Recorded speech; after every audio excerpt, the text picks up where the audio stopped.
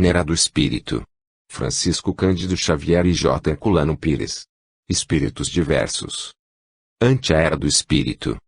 Prefácio de Emmanuel. Senhor Jesus.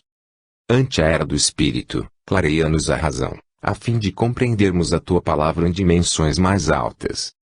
Agora que os homens erguem o facho da indagação, além dos conhecimentos habituais, concede-nos os meios precisos para caminhar com eles ao encontro da verdade em luz de amor que lhes honorificará o futuro, segundo os Teus ensinos. A inteligência terrestre fixa hoje elevadas perspectivas na conquista da consciência cósmica. A cultura científica abre novas áreas de trabalho e perquisição. A psiquiatria, a psicologia e a análise examinam a vida extrassomática. A física nuclear apresenta recursos destinados à elucidação de muitas das ocorrências paranormais. A fotografia requinta processos de observação e consegue deter imagens do corpo espiritual. O motor encurta distâncias. A eletrônica altera a experiência comunitária e aperfeiçoa o relacionamento entre os povos. A astronáutica cria engenhos que controlam a gravidade e partem na direção de outros mundos.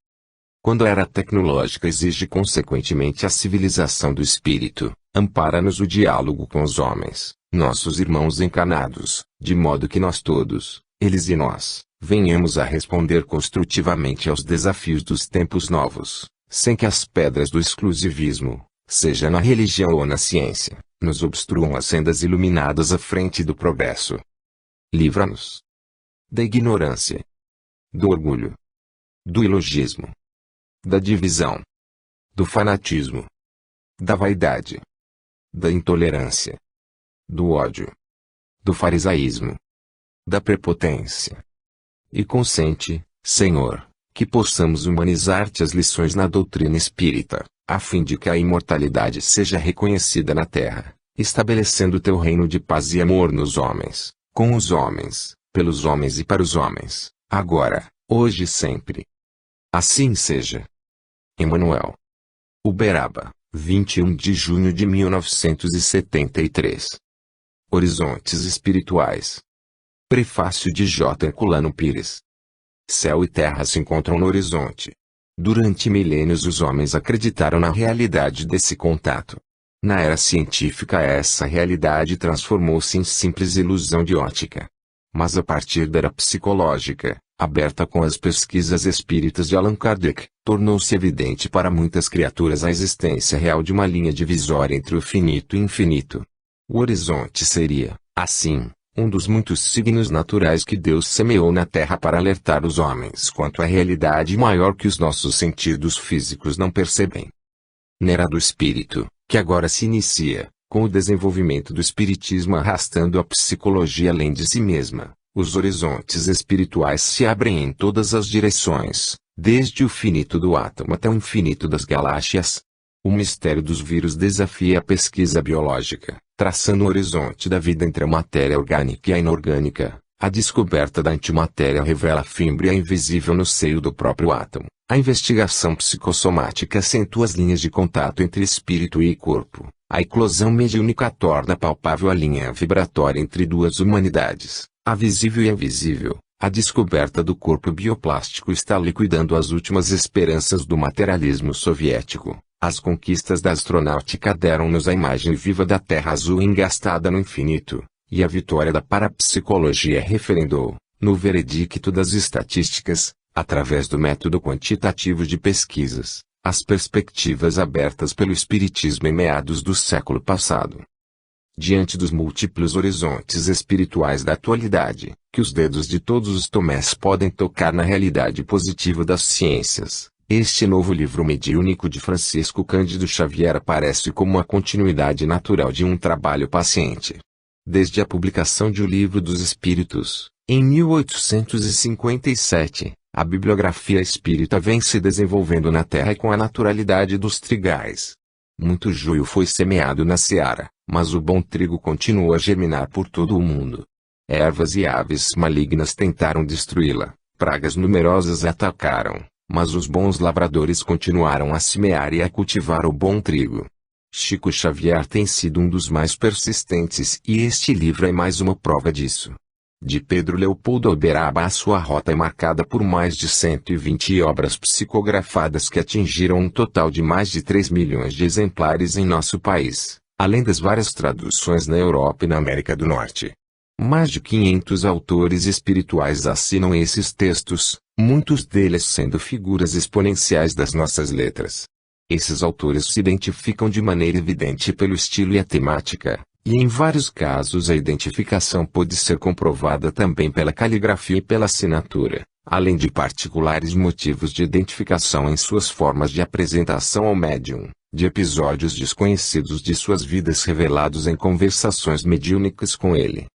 Neste volume há diversos casos dessa natureza, que procuramos acentuar em nossos comentários. Com mais de 60 anos de idade e mais de 40 anos de atividade psicográfica intensiva, contando-se por milhares as mensagens particulares que não figuram em livros, Chico Xavier vem cumprindo a sua missão com inexcedível paciência evangélica.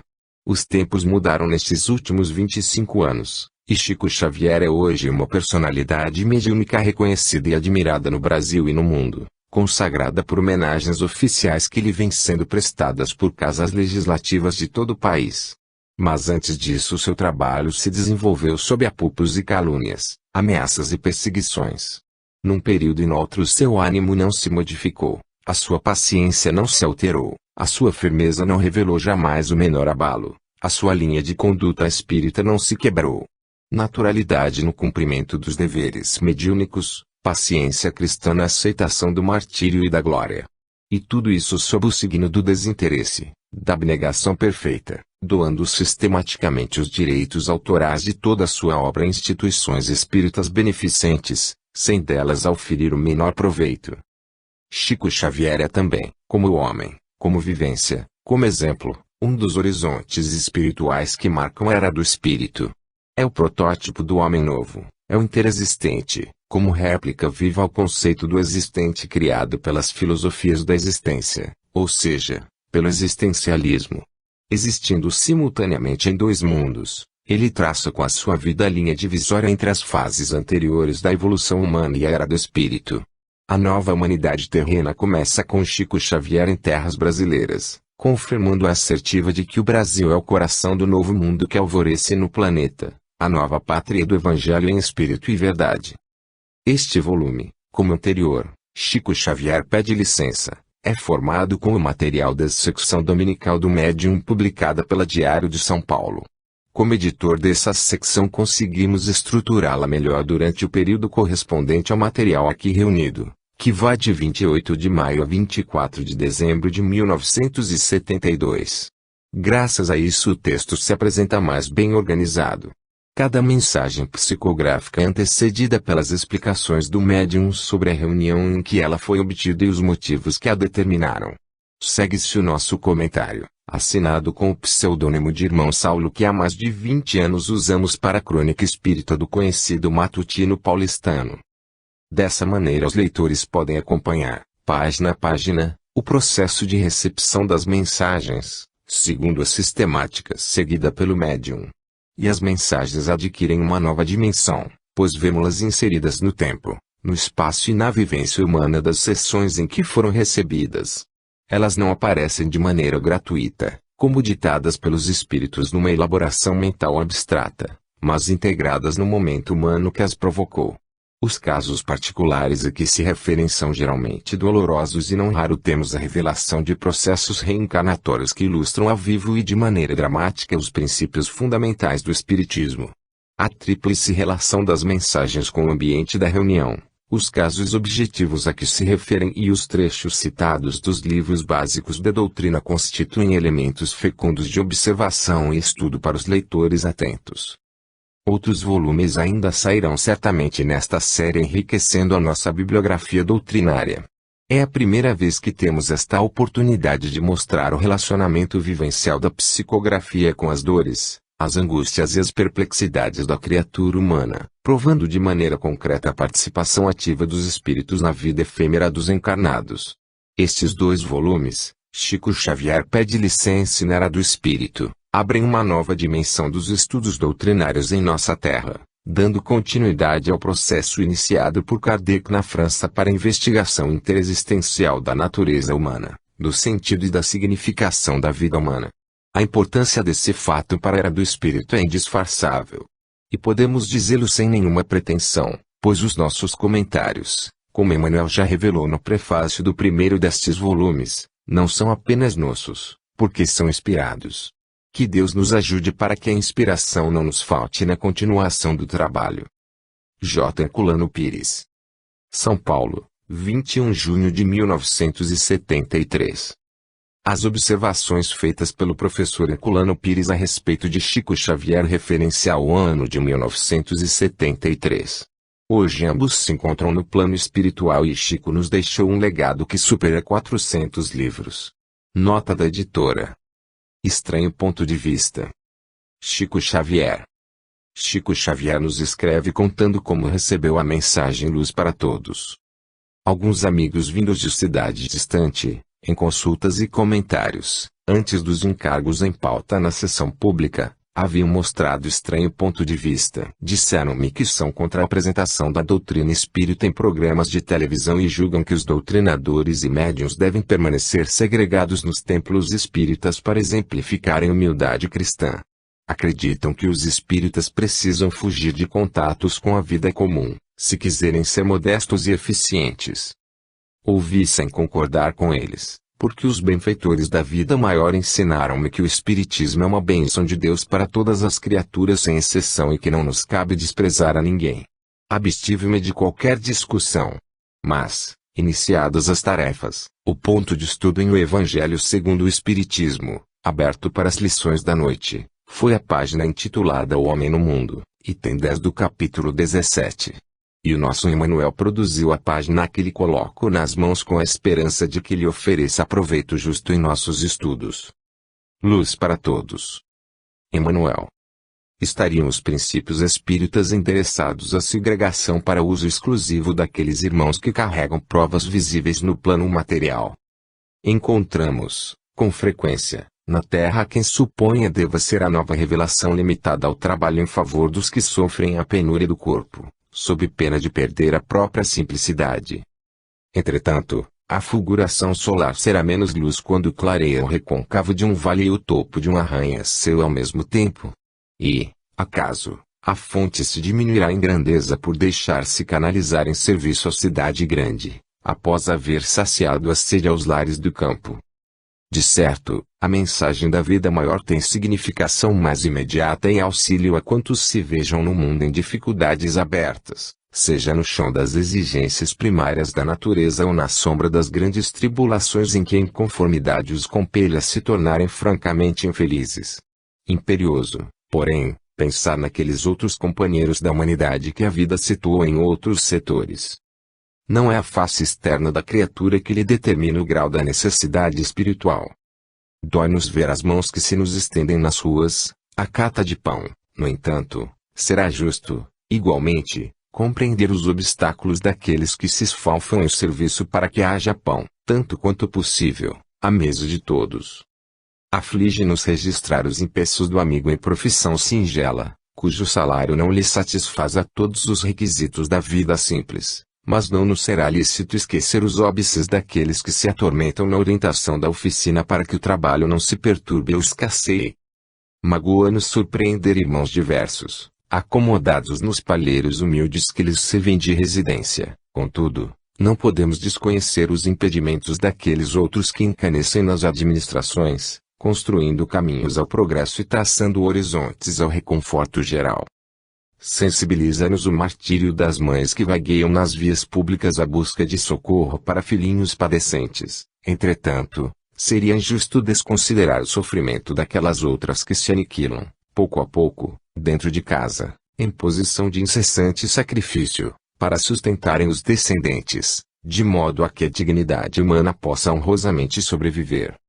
Reflitamos no conjunto dos problemas humanos e a ninguém deserdemos da verdade e do amor. De vez que em qualquer situação pertencemos todos a Deus e, segundo as nossas necessidades, é natural que o Deus nos atenda a cada um. O homem no mundo. J. Herculano Pires. O espiritismo é um processo de integração do homem no mundo e não de fuga. Todas as formas de isolamento social e de segregação religiosa são condenadas pela doutrina. Os resíduos do sectarismo religioso, alimentados em várias encarnações, permanecem ainda bastante ativos em alguns adeptos, fazendo-os sonhar com um isolacionismo sectário que atenta contra a própria essência dos ensinos espíritas. É o fermento velho a que se referiu Jesus, como vemos no Evangelho. O cristianismo teve de enfrentar esse mesmo problema em seu desenvolvimento. E, apesar da vitória das correntes cristãs mais ativas, não foi possível evitar-se a criação de ordens e congregações dedicadas à vida contemplativa, empenhadas na fuga ao mundo para o encontro com Deus. Essa tendência à fuga é característica das religiões orientais. Basta compararmos a vida contemplativa e os ensinos disciplinares de Buda com a vida ativa e os ensinos morais do Cristo, para vermos a diferença entre o espírito oriental e o espírito ocidental nas religiões. Na mensagem intitulada O Homem no Mundo, constante do capítulo 17 do Evangelho segundo o Espiritismo, encontramos o seguinte trecho: não penseis que, ao vos exortar a prece e a evocação mental, queiramos levar-vos a viver uma vida mística que vos mantenha fora das leis da sociedade. Não. Vivei com os homens do vosso tempo, como devem viver os homens. Sacrificai-vos às necessidades e até mesmo às frivolidades de cada dia, mas fazei-o com o sentimento de pureza que as possa purificar. E no capítulo A Lei de Sociedade, de O Livro dos Espíritos, a afirmação é taxativa: os homens são feitos para viver em sociedade. Os médiuns e doutrinadores espíritas têm uma missão eminentemente social. Para bem cumprir essa missão devem servir-se de todos os meios, os mais eficientes possíveis, de divulgação da doutrina. E foi o próprio Jesus quem ensinou que não devemos esconder a lâmpada embaixo da cama, mas colocá-la no alto, para que ilumine a todos. Relacionamento em família. Chico Xavier. Chico Xavier nos contos antecedentes da recepção desta mensagem de Emmanuel. Como se vê, cada mensagem tem uma história, é provocada pelos anseios e necessidades dos que vão visitá-lo. Passemos ao seu relato. As tarefas da noite foram precedidas de várias indagações que pareciam concentradas num só assunto: as dificuldades do relacionamento em família. Os grupos de irmãos procedentes de vários lugares davam a ideia de haverem previamente combinado um encontro conosco para o debate do problema. Esposos em desarmonia, filhos e pais em desacordo, parentes que se queixavam de familiares diversos, pessoas que se haviam amado no círculo doméstico e acabaram por separar-se umas das outras sem abandonar a casa. Nesse clima começamos a reunião e o Evangelho segundo o Espiritismo ofereceu-nos um item 8 do capítulo 14 para estudo.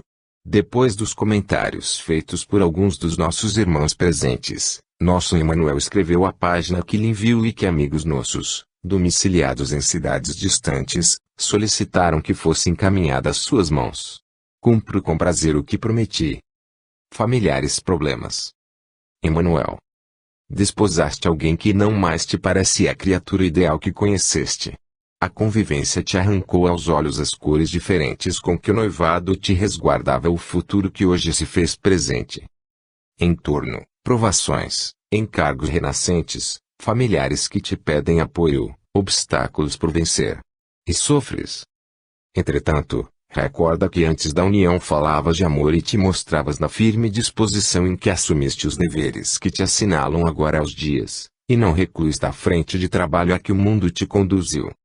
Se a criatura que te compartilha transitoriamente o destino não é aquela que imaginaste, sim alguém que te impõe difícil tarefa a realizar, observa que a união de ambos não se efetuaria sem fins justos e dá-te quanto possível para que essa mesma criatura venha a ser como desejas. Diante de filhos ou parentes outros que se valem de títulos domésticos para menosprezar-te ou ferir-te, nem por isso deixes de amá-los. São eles, presentemente na terra, quais os fizemos em outras épocas, e os defeitos que mostrem não passam de resultados das lesões espirituais causadas por nós mesmos, em tempos outros, quando lhes orientávamos a existência nas trilhas de evolução. É provável tenhamos dado um passo à frente. Talvez o contato deles agora nos desagrade pela tisna de sombra que já deixamos de ter ou de ser. Isso, porém, é motivação para auxílio, não para fuga. Atentos ao princípio de livre-arbítrio que nos rege a vida espiritual, é claro que ninguém te impede de cortar laços, sustar realizações, agravar dívidas ou delongar compromissos. O divórcio é medida perfeitamente compreensível e humana, toda vez que os cônjuges se confessam à beira da delinquência, conquanto se erigem em moratória de débito para resgate em novo nível. E o afastamento de certas ligações é recurso necessário em determinadas circunstâncias, a fim de que possamos voltar a elas, algum dia, com o proveito preciso. Reflete, porém, que a existência na Terra é um estágio educativo ou reeducativo e tão só pelo amor com que amamos, mas não pelo amor com que esperamos ser amados, ser-nos-á possível trabalhar para redimir e, por vezes, saber perder para realmente vencer. Assim os fizemos. J. Herculano Pires. Os familiares desagradáveis são hoje o que deles fizemos ontem. Nada acontece por acaso, sem razão, em nossas vidas. Por isso diz Emmanuel, talvez o contato deles agora nos desagrade pela tisna de sombra que já deixamos de ter ou de ser. Nesta própria existência terrena isso acontece com frequência. Ao nos tornarmos adultos não suportamos as peraltices das crianças, sem nos lembrarmos das que também já fizemos quando crianças. Ao nos enriquecermos não toleramos os petitórios ou a incapacidade dos parentes pobres, esquecidos do que fazíamos quando necessitados. Ao nos ilustrarmos não suportamos nos outros a ignorância em que ontem vivíamos. Educamos mal os nossos filhos e muitas vezes os deseducamos a gritos e pancadas. Mas quando eles crescem não suportamos o seu comportamento desrespeitoso, pelo qual somos responsáveis. Não os corrigimos em criança nem os ajudamos na adolescência, mas os fizemos desorientados e depois não os toleramos. Nas vidas sucessivas, através das reencarnações, procedemos também dessa maneira. E quando eles voltam ao nosso convívio não queremos aceitar e muito menos corrigir os seus defeitos. Na verdade, se não os aceitarmos hoje como são, teremos de aceitá-los amanhã, pois as leis da vida exigem, segundo ensinou Jesus, que nos entendamos com os companheiros enquanto estivermos a caminho com eles. A fuga aos deveres atuais será paga mais tarde com os juros devidos.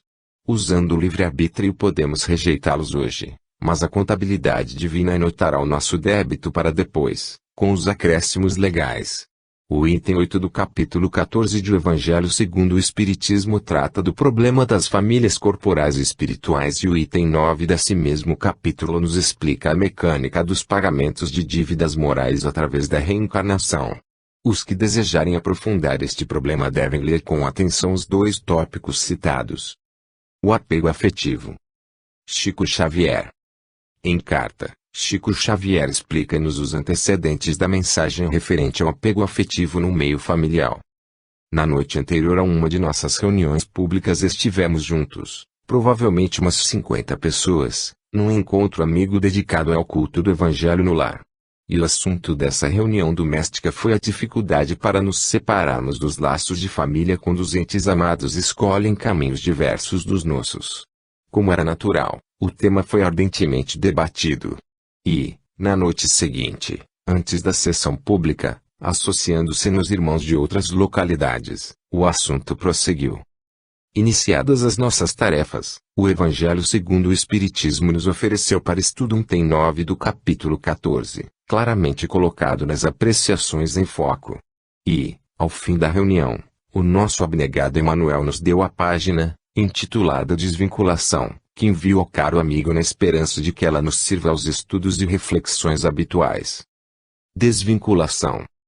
Emmanuel.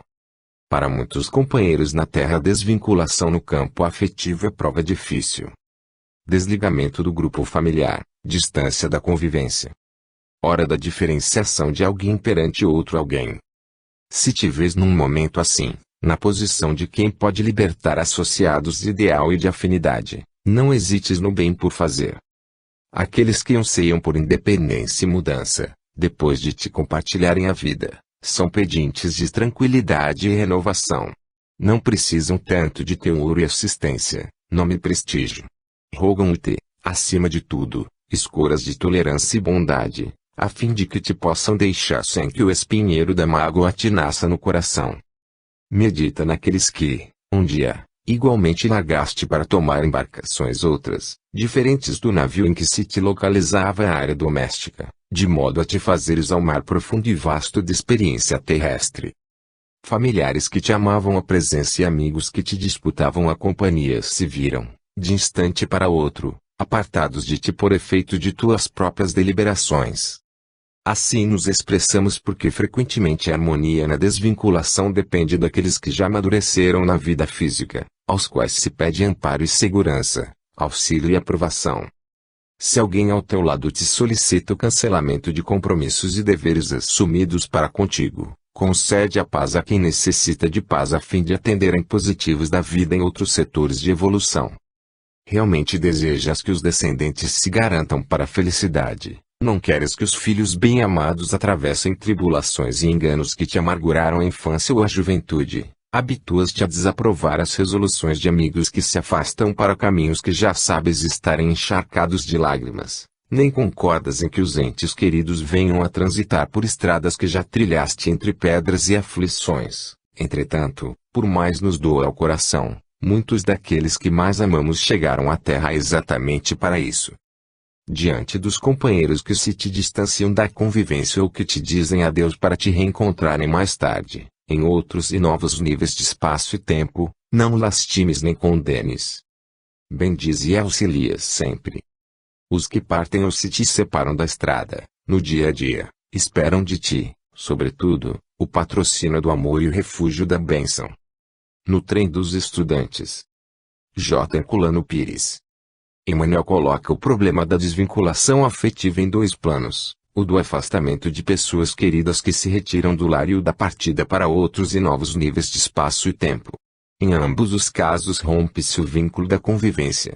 Em ambos os casos há sofrimento moral de parte a parte. O assunto é tratado no item 9 do capítulo 14 do Evangelho segundo o Espiritismo, e ali encontramos o seguinte aviso aos que sofrem. As grandes provas são quase sempre um indício de um fim de sofrimento e de um aperfeiçoamento do espírito, desde que sejam aceitas por amor a Deus. O desastre do trem dos estudantes, em 8 de junho de 1972, entre Suzano e Jundiapeba, inclui-se no capítulo das provas coletivas. Além dos mortos e feridos, estão sofrendo essa prova os familiares duramente atingidos, os amigos e colegas das vítimas. A tragédia caiu sobre verdadeira multidão.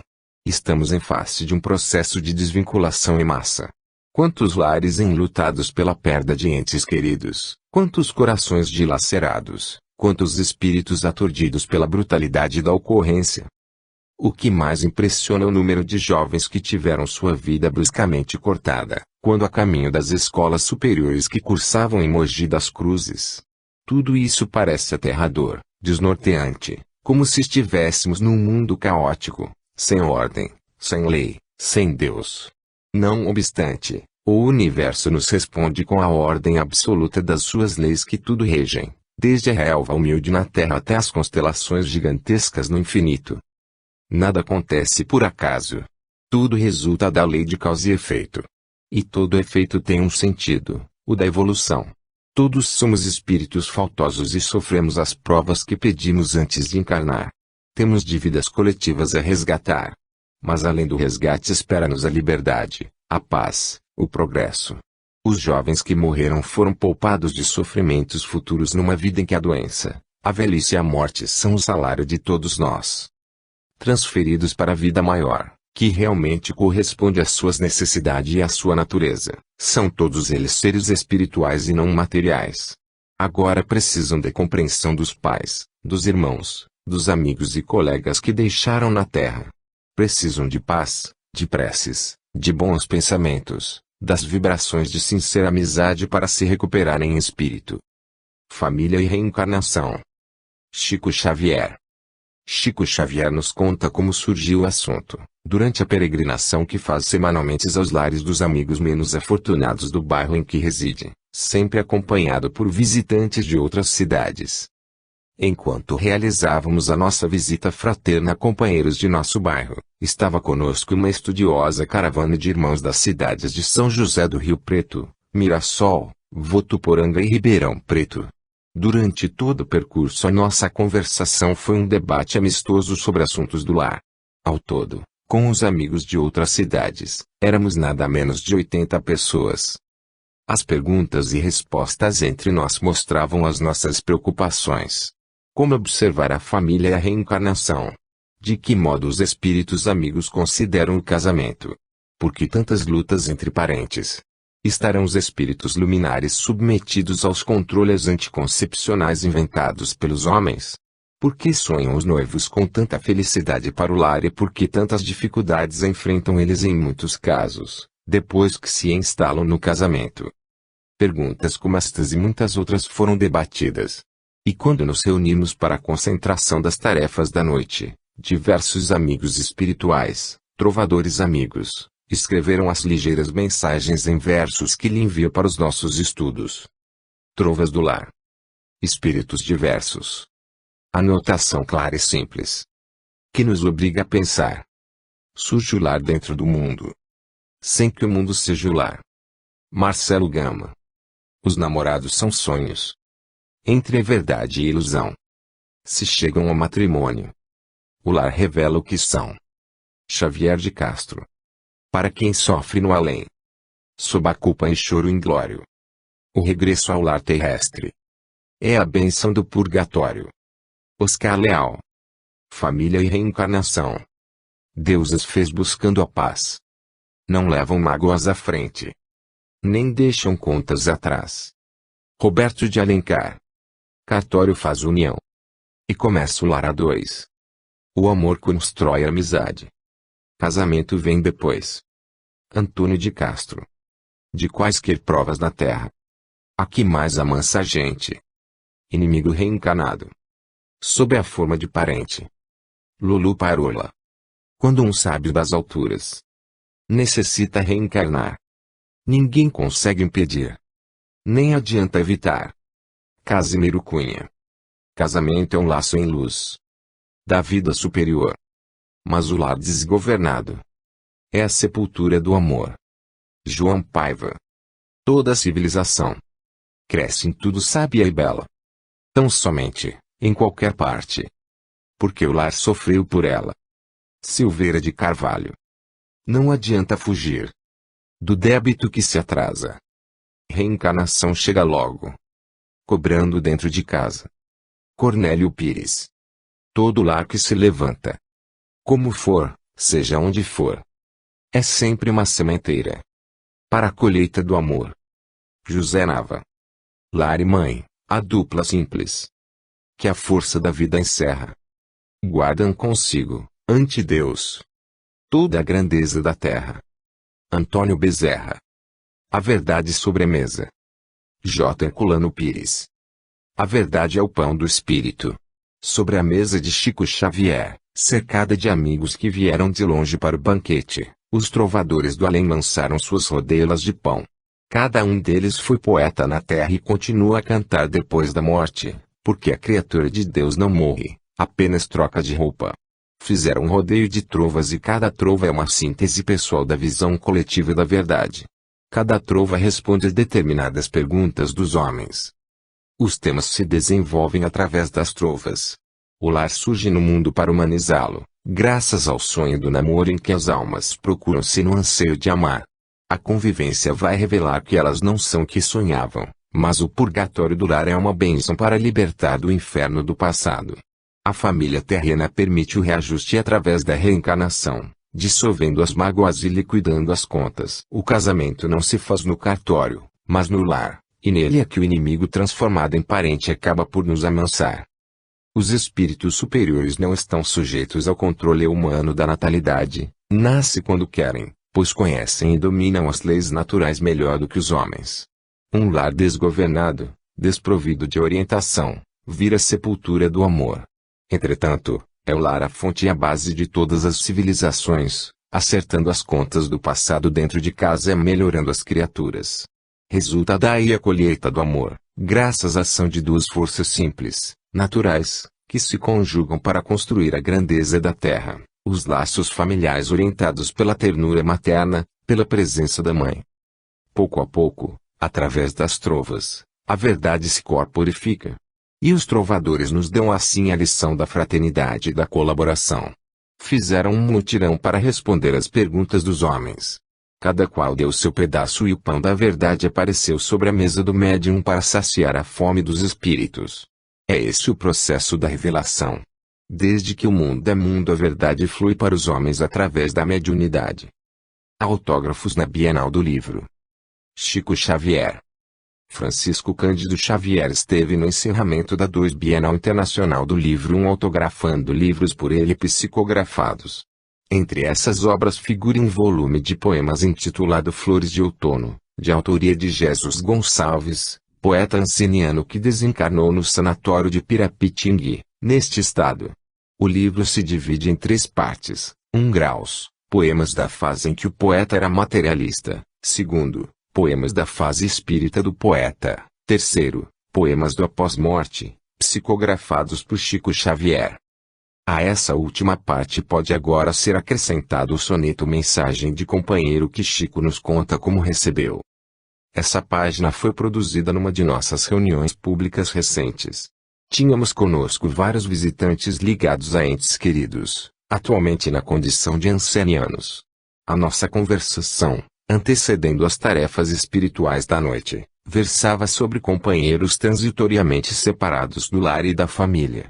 Iniciada a reunião, o Evangelho segundo o Espiritismo nos ofereceu para estudo o item 27 do capítulo 5, intitulado Dever-se-á por termos provas do próximo, que nos deu oportunidade a muitas reflexões. Ao fim das tarefas, nosso amigo Jesus Gonçalves escreveu a poesia que passo às suas mãos amigas, na ideia de que ela tenha utilidade para os seus sempre valiosos comentários. Mensagem de Companheiro. Jesus Gonçalves. A ti, meu irmão, que assumiste comigo os pesados encargos da existência num sanatório de ancianos, sem possibilidades de cura física; a ti, para quem a ciência da terra não conseguiu trazer, tanto quanto a mim, o medicamento salvador; a ti, que não tiveste, qual me ocorreu, a consolação dos egressos; a ti, que sofres entre a fé viva e a dúvida inquietante, entre a tentação, a revolta e a aceitação da prova, acreditando-te frequentemente esquecido pelas forças do céu, ofereço a lembrança fraternal destes versos. Não te admitas réu de afrontosa sentença, largado de hora em hora a sombra em que te esmagas, varando tanta vez humilhações e pragas, afeição de calhaus da humana indiferença, crueldade, paixão, injúria, crime, ofensa. Criaram-nos, um dia, a estamenha de chagas. No pretérito abriste o espinheiro em que vagas. E, embora a provação, trabalha, serve e pensa. Ânsia, tribulação, abandono, amargura. São recursos da lei com que a lei nos depura. O coração trancado em nódoas escondidas. Bendize, amado irmão, as feridas que levas. A dor extingue o mal e o pranto lava as trevas que trazemos em nós dos erros de outras vidas. A estamenha de chagas. J. Herculano Pires. Jesus Gonçalves utiliza em seus versos expressões como túnica de chagas e estamenha de chagas para figurar a condição em que viveu no final da sua última existência terrena.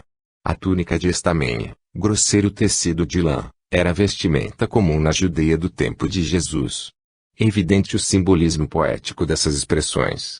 Os judeus pobres vestiam-se de estamenha, enquanto os ricos usavam túnicas refulgentes dos mais finos tecidos.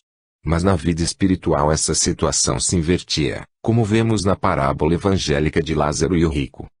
No soneto de Jesus Gonçalves vemos o mesmo processo. A estamenha de chagas é tecida no passado da própria criatura pela sua crueldade e a sua arrogância. No tiar do destino os fios da loucura humana são tecidos pelas nossas ações. E aquilo que tecemos é precisamente o que iremos vestir em próxima existência.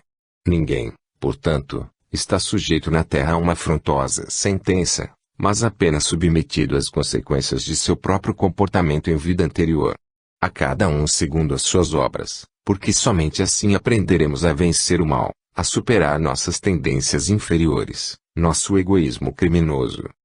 Os recursos da lei não representam condenação implacável, mas corrigenda necessária. Por isso escrevia Leon Denis, a dor é uma lei de equilíbrio e educação. Mas nem por isso devemos pensar que os sofredores não devem ser socorridos. A lei maior da caridade nos obriga a ajudar os que sofrem. É o que ensina o item 27 do capítulo 5 do Evangelho segundo o Espiritismo. É verdade que a dor extingue o mal e o pranto lava as trevas, mas a indiferença ante a dor e o pranto do próximo é também um mal que pode e deve ser extinto pela caridade. Socorrendo os que sofrem estaremos tecendo, no tiar do nosso destino, os fios da sensatez e da bondade que nos preparam uma túnica de luz para o futuro. Defeitos e desculpas. Chico Xavier. Os antecedentes da mensagem ora estudada são relatados pelo médium Francisco Cândido Xavier em carta que nos enviou. Vejamo-los.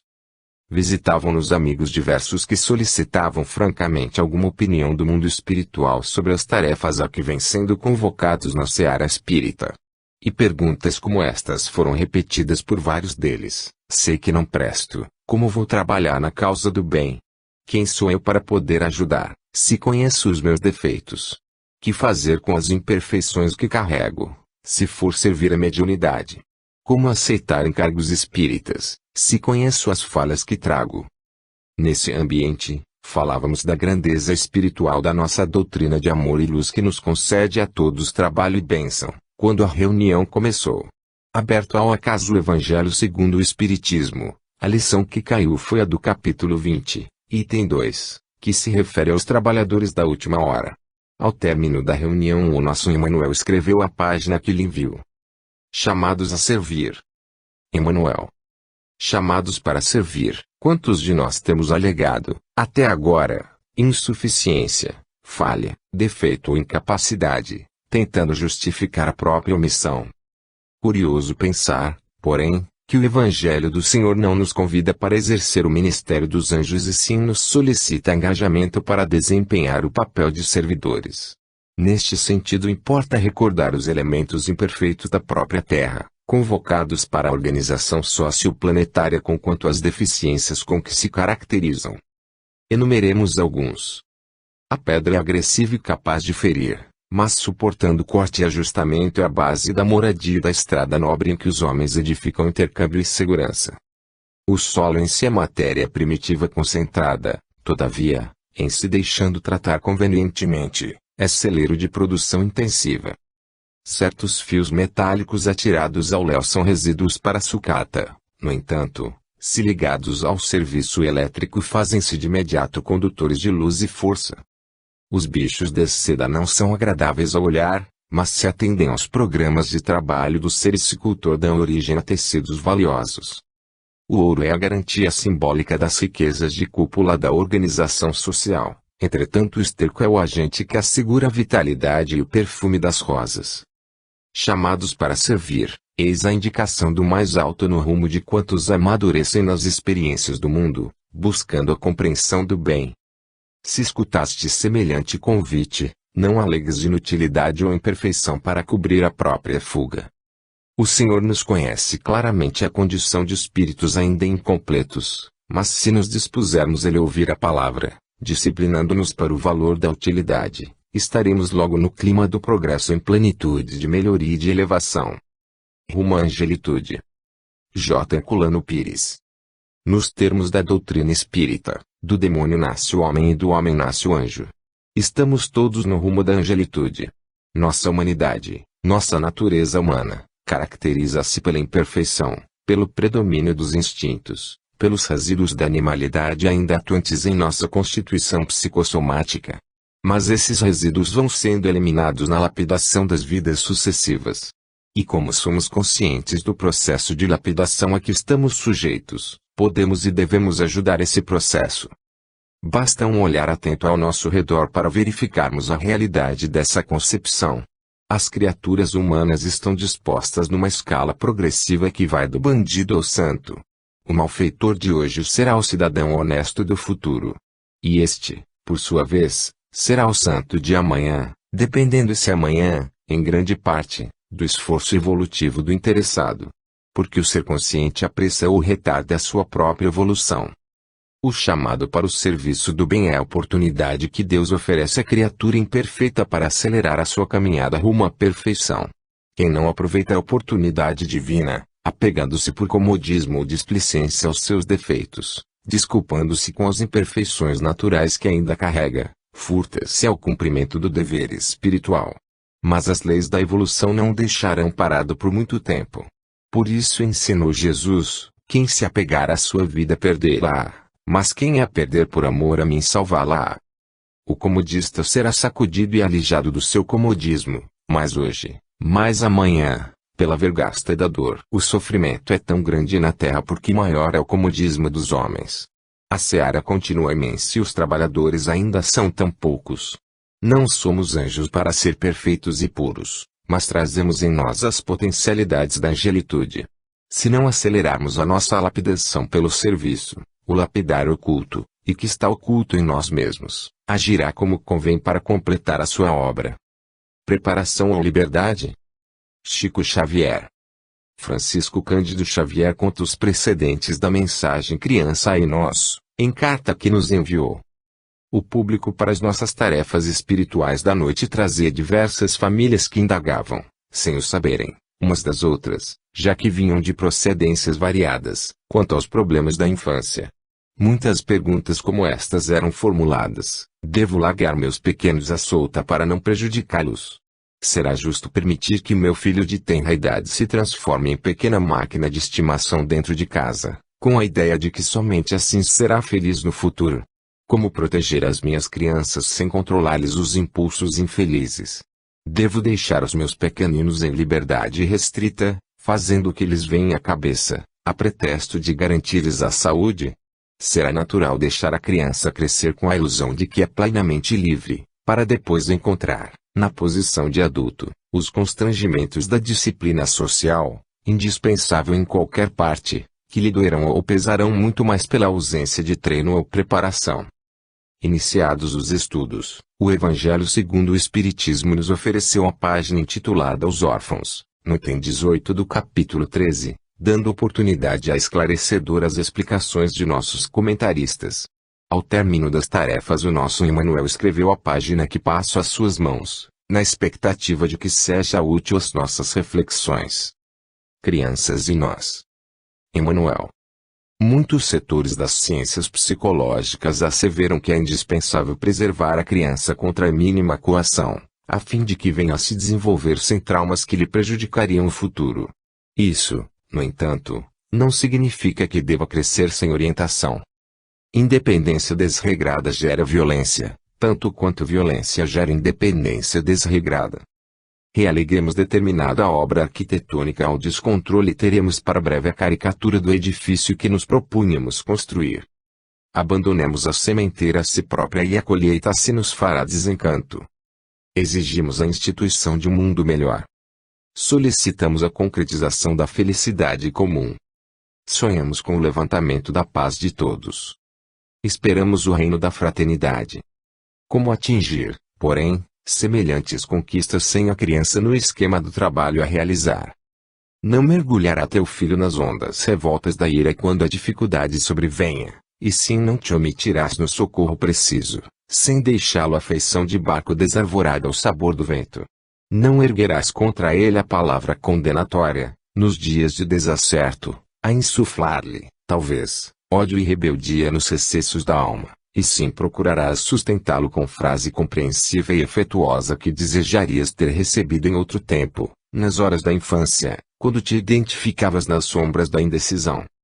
Sabes conduzir a criança ao concurso da escola, à assistência do pediatra, ao auxílio do costureiro ou ao refazimento espiritual nos espetáculos recreativos. Por isso mesmo não lhe sonegues apoio ao sentimento para que o sentimento se lhe faça correto. Concordamos todos em que a criança necessita de amor para crescer patenteando mente clara e corpo sadio. Entretanto, é impossível efetuar o trabalho do amor, realmente amor, sem bases na educação. Educação moderna. J. Herculano Pires. Uns condenam a educação moderna, saudosos dos tempos em que as crianças obedeciam aos pais pelo olhar e tremiam diante do mestre. Outros aprovam a nova educação sem a conhecer e fazem do seu princípio de liberdade uma forma de abandono. Não há liberdade irrestrita, pois a liberdade só pode existir dentro das condições necessárias. Um homem solto no espaço, livre até mesmo da gravitação, não pode fazer coisa alguma e perecerá na desolação. Para que ele tenha liberdade é preciso que esteja condicionado pelo meio físico, pisando a terra e aspirando o ar, condicionado pelo corpo e pelo meio familiar e social, e assim por diante. A educação antiga era uma forma de domesticação. As crianças eram tratadas como animais. A educação moderna, a partir de Rousseau, é uma forma de compreensão. O seu princípio básico não é a liberdade, mas a compreensão da criança como um ser em desenvolvimento. O seu objetivo não é o abandono da criança a si mesma e sim o cultivo paciente da criança, para que possa crescer sadia no corpo e no espírito. Os maus juízos sobre a nova educação provêm do seu desconhecimento pelos pais e pelos mestres, muitos dos quais não possuem aptidão para educar. Para os órfãos, o trecho citado do Evangelho segundo o Espiritismo prescreve-nos ajudá-los, livrá-los da fome e do frio, orientar suas almas para que não se percam no vício. Esse é o programa da nova educação. Seria um contrassenso convertermos os nossos filhos em órfãos, entregues a si mesmos, ao invés de vigiá-los, descobrir-lhes os maus pendores, corrigir-lhes as arestas morais e orientá-los para o futuro. Os depositários de bens materiais cuidam deles para que não se deteriorem. O lavrador cuida das suas plantações para que produzam. Os pais, depositários de almas, têm responsabilidade muito maior e mais grave que a daqueles. Precisam cuidar de seus filhos e ajudá-los para que sejam úteis no futuro. Opiniões sobre a juventude. Chico Xavier. Em nossa reunião pública o Evangelho segundo o Espiritismo nos ofereceu para estudo um item 9 do capítulo 14, referente ao problema da indiferença dos filhos para com os pais terrestres. O Livro dos Espíritos nos deu a questão N graus 264 sobre a escolha de provas e rumos feita pelo Espírito antes da sua reencarnação. Estabeleceu-se o diálogo entre vários pais e mães presentes à reunião, de permeio com as dissertações evangélicas pelos irmãos que se incumbem dessa tarefa. A troca de pontos de vista foi pacífica, mas muito ardente. As opiniões sobre a juventude foram as mais diversas. Como de hábito, Emmanuel escreveu ao término do nosso encontro a página que deu o título de Jovens Difíceis que não só por mim, mas por instância de muitos dos amigos visitantes, envio-lhe para os seus comentários em favor de nossos estudos. Jovens Difíceis. Emmanuel. Terás talvez contigo jovens difíceis para instalar convenientemente na vida. Inquestionavelmente é preciso apoiá-los quanto se nos faça possível. Capacitemo-nos, porém, de que ampará-los não será traçar-lhes a obrigação de copiar-nos os tipos de felicidade ou vivência. Claro que não nos compete o direito de abandoná-los a si próprios quando ainda inexperientes. Entretanto, isso não significa que devamos destruir-lhes a vocação, furtando-lhes a autenticidade em que se lhes caracteriza a existência. Sonharemos para nossos filhos, no mundo, invejável destaque nas profissões liberais com primorosas titulações acadêmicas, mas é provável hajam renascido conosco para os serviços da gleba, aspirando a adquirir duros calos nas mãos a fim de se realizarem na elevação que demandam. De outras vezes ideamos para eles a formação do lar em que nos premiem o anseio de possuir respeitáveis descendentes. No entanto, é possível estejam conosco para longas experiências em condições de celibato, carregando problemas e provas que lhes dizem respeito ao burilamento espiritual. Às vezes gritamos revoltados contra eles, exigindo-nos adotem um modo de ser. Frequentemente, porém, se isso acontece, acabamos por perdê-los em mãos que lhes deslustram os sentimentos ou lhes estragam a vida, quando não os empurramos, inconscientemente, para a furna dos tóxicos ou para os despenhadeiros do desequilíbrio mental com que se matriculam nos manicômios. Compadece-te dos filhos que pareçam diferentes de ti. Aceita-os como são e auxilia cada um deles na integração com o trabalho em que se façam dignos da vida que vieram viver. Ampara-os sem imposição e sem violência. Antes de te surgirem à frente por filhos de teu amor, são filhos de Deus, cujo amor infinito vela em nós e por nós. Ainda mesmo quando evidenciem características inquietantes, abençoa-os e orienta-os, quanto possível, a fim de que se mantenham por esteios vivos de rendimento do bem no bem comum. E mesmo quando não te possam compartilhar do teto e se te afastem da companhia a pretexto de independência, abençoa-os mesmo assim, compreendendo que todos nós, desde que nos vinculemos à ordem e ao trabalho no dever que nos compete, sem prejudicar a ninguém, desfrutamos por lei divina o privilégio de descobrir qual é para nós o melhor caminho de agir e servir, viver e sobreviver. O amparo dos pais. J. Herculano Pires. Todos os jovens precisam do amparo dos pais, embora na adolescência, em geral, a rebeldia dos filhos seja inevitável. Uma tradição de severidade paterna, pautada pelo autoritarismo político e religioso, deu aos pais o conceito errôneo de que devem sujeitar os filhos, e particularmente os jovens, aos seus princípios e maneira de ser. Mas os jovens trazem a sua própria personalidade e o seu próprio roteiro de vida, e justamente nessa fase da adolescência estão firmando o seu eu diante do mundo. É conhecido o problema da crise da adolescência, sobre a qual Maurice de Best escreveu um dos seus livros mais belos e profundos. Mas é em René Albert, no capítulo sobre a psicologia da juventude, de sua Pedagogia Geral, que encontramos maior sintonia com os princípios espíritas. Psicólogos e pedagogos conhecem bem esse problema que responde pelo chamado conflito de gerações. Emmanuel nos dá a sua chave ao lembrar que cada espírito já traz para a Terra a sua prova e o seu roteiro de serviço, escolhidos livremente na vida espiritual segundo as suas necessidades de evolução e aprimoramento. O amparo dos pais não pode ser dado por meio de imposição e autoritarismo, sob pena de deixar de ser amparo para se transformar em tirania. Se o conflito de gerações sempre existiu no mundo, agora se mostra mais violento porque o tempo da tirania está no fim e porque a era de transição em que vivemos acentua nos jovens os anseios do futuro. Os pais só poderão ampará-los se tiverem amor suficiente para compreendê-los e ajudá-los sem exigências. Esta é também uma hora de aprendizado para os pais. E só o amor verdadeiro pelos filhos pode socorrê-los. O jovem de hoje é o homem de amanhã.